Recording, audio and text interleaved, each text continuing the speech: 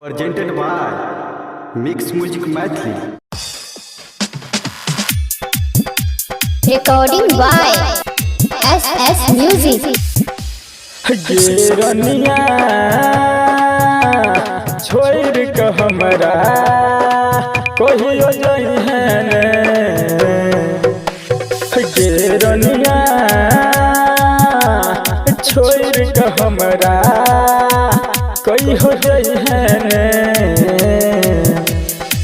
दोसर के संग जाना हो छे जवाई दोसर के संग जाना हो छे जवाई हमरा संग में न करी है गे रनिया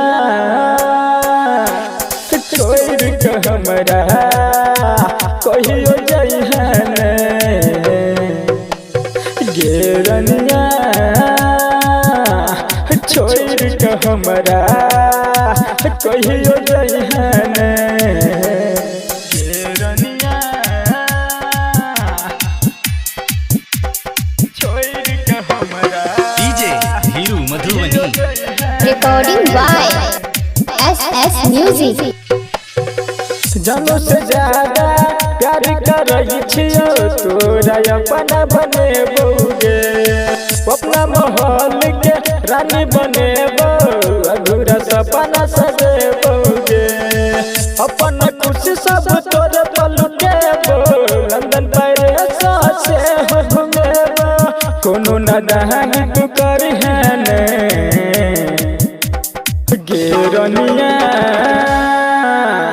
छोड़ के हमरा कहियो जई है ने गे रनिया छोड़ के हमरा कहियो जई है ने गे रनिया